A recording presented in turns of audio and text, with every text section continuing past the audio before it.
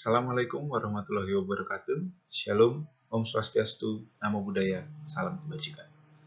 Yang saya hormati, dosen perekonomian Indonesia, Bapak Dr. Andus Abdul Rahman MSI.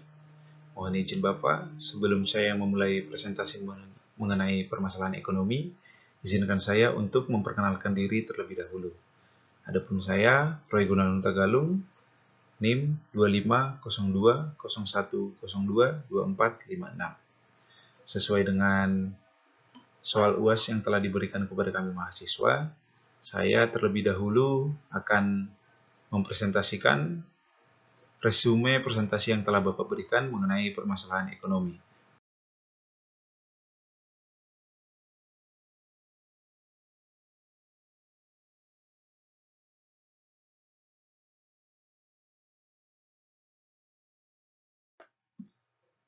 Mengapa masalah ekonomi ini muncul?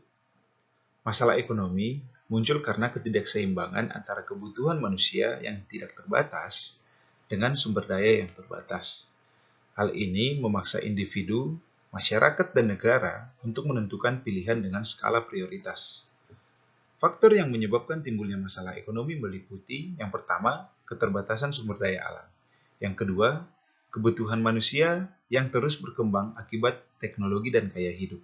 Yang ketiga, pertumbuhan jumlah penduduk yang meningkatkan kebutuhan pokok. Yang keempat, distribusi sumber daya yang tidak merata antar wilayah. Dan yang kelima, kemajuan teknologi yang berpotensi mengurangi kebutuhan tenaga kerja dan dapat memicu pengangguran. Di dalam ekonomi, terdapat 3 pertanyaan yang mendasar yang harus dijawab. Yang pertama, what? What to produce? Atau apa yang diproduksi? Pertanyaan ini untuk menentukan barang atau jasa sesuai kebutuhan mendesak di masyarakat. Contohnya, memproduksi beras ketika krisis pangan. Yang kedua, how? How to produce atau bagaimana memproduksi? Pertanyaan ini untuk menentukan teknik produksi apa yang paling efisien.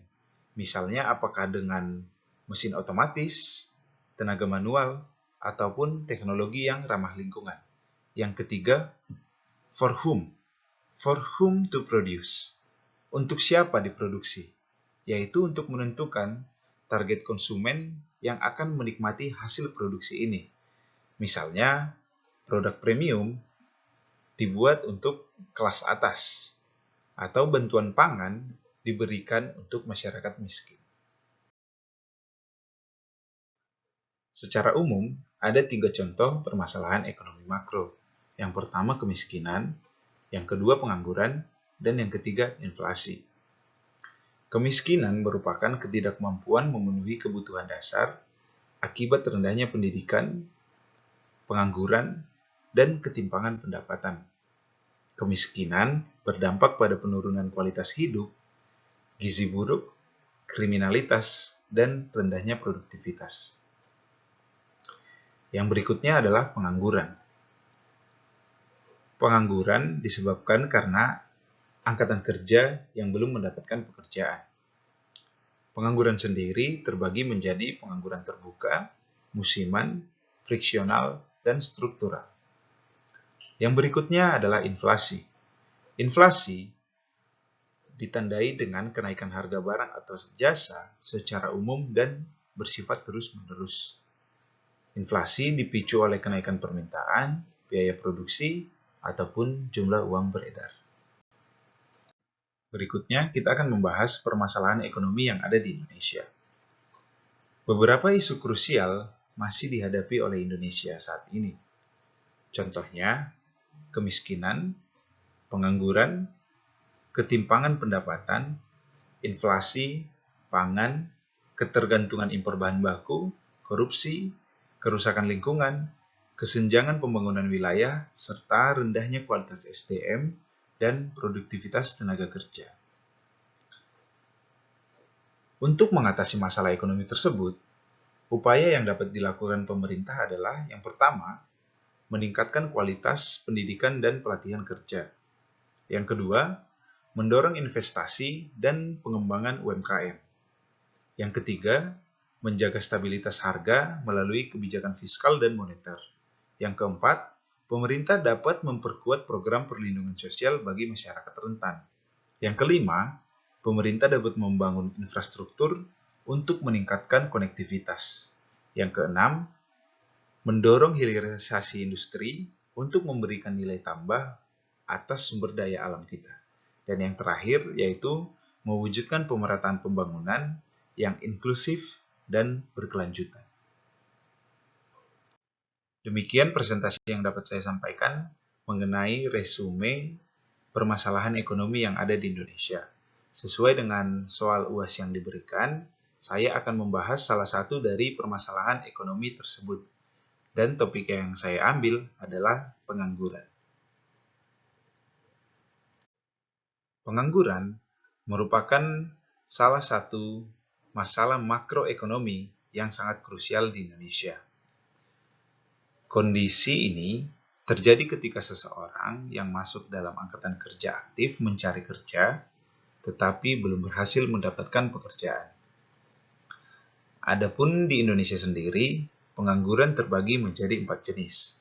Yang pertama, pengangguran struktural, yaitu pengangguran yang terjadi karena perubahan pada struktur ekonomi. Contohnya, otomatisasi yang dilakukan oleh pabrik menggantikan tenaga manusia menjadi mesin ataupun artificial intelligence. Yang kedua adalah pengangguran musiman. Pengangguran ini terjadi karena suatu pekerjaan hanya berada pada musim-musim tertentu atau periode tertentu. Contohnya, pada sektor agraris, seorang petani akan menganggur ketika musim tanam sudah selesai dan akan bekerja lagi setelah musim panen ataupun musim tanam berikutnya. Yang ketiga adalah pengangguran friksional. Pengangguran friksional ini adalah pengangguran yang memasuki masa transisi antar pekerjaan. Misalnya, seseorang berpindah dari pekerjaan yang satu ke pekerjaan yang lainnya untuk mencari peluang ataupun fasilitas yang lebih baik. Dan yang terakhir adalah pengangguran terbuka. Kondisi ini adalah kondisi nyata di mana seseorang memang sama sekali tidak memiliki pekerjaan atau belum terserap ke pasar kerja. Mengapa pengangguran masih tinggi di Indonesia? Saya akan menjelaskan 4 pemicu utama yang menyebabkan pengangguran. Yang pertama adalah rendahnya kualitas SDM. Di Indonesia sendiri, kita bisa menyimpulkan bahwa sistem pendidikan atau kurikulum yang berjalan belum sepenuhnya selaras dengan kebutuhan industri modern pada saat ini. Yang kedua adalah kemajuan teknologi dan otomasi. Pada saat ini, mesin dan digitalisasi tentunya kita akui dapat meningkatkan efisiensi. Namun di satu sisi yang lain, mesin dan digitalisasi tentunya memangkas serapan tenaga kerja lokal yang ada. Yang ketiga adalah ketergantungan impor. Industri di dalam negeri masih sangat bergantung terhadap impor bahan baku maupun mesin dari luar negeri. Ini membuat pertumbuhan sektor manufaktur domestik kurang tangguh dalam menciptakan lapangan kerja yang baru. Dan permasalahan yang keempat adalah kesenjangan antar wilayah. Lapangan kerja berkualitas masih cenderung terpusat di kota-kota besar dan khususnya di Pulau Jawa. Sementara di daerah-daerah lain masih kekurangan opsi-opsi pekerjaan. Apabila pengangguran dibiarkan berlarut-larut, ia akan memicu masalah ekonomi makro yang lainnya dan ini terjadi secara berantai. Mulai dari kemiskinan, kemudian meningkatnya kriminalitas, kemudian gizi buruk dan stunting. Kita akan bahas satu persatu. Yang pertama, memicu kemiskinan. Kehilangan pendapat akan membuat masyarakat tidak mampu memenuhi kebutuhan pokok, yaitu kebutuhan pangan, sandang, dan papan. Akibatnya, kriminalitas akan meningkat karena Desakan ekonomi akibat menganggur berpotensi meningkatkan angka tingkat pidana yang dapat mengancam keamanan sosial. Yang berikutnya, gizi buruk dan stunting. Kepala keluarga yang menganggur, yang tidak mampu memenuhi makanan bergizi, akan berdampak langsung pada kesehatan anak-anak mereka. Untuk mengatasi permasalahan pengangguran ini, ada 4 solusi yang dapat dilaksanakan oleh pemerintah. Yang pertama adalah pelatihan kerja dan vokasi. Pemerintah harus mengencarkan balai kerja latihan untuk meningkatkan keterampilan masyarakat agar sesuai dengan kebutuhan pasar. Yang kedua adalah pengembangan UMKM. Pemerintah akan membuka akses permodalan dan pelatihan bagi pengusaha-pengusaha mikro agar mampu menciptakan lapangan kerja secara mandiri. Yang ketiga adalah hilirisasi industri, di mana Indonesia dapat mengolah bahan baku di dalam negeri sebelum diekspor guna membangun ekosistem pabrik baru yang diharapkan akan menyerap tenaga kerja lokal yang jumlahnya dapat mencapai ribuan di Indonesia. Dan yang berikutnya adalah insentif investasi. Pemerintah Indonesia harus mampu menarik investor asing dan domestik untuk ikut membangun proyek padat karya di berbagai wilayah yang ada di Indonesia.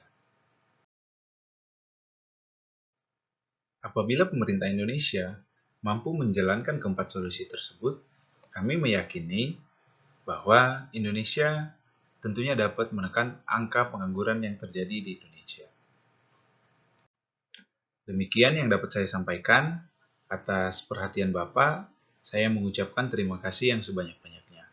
Wassalamualaikum warahmatullahi wabarakatuh.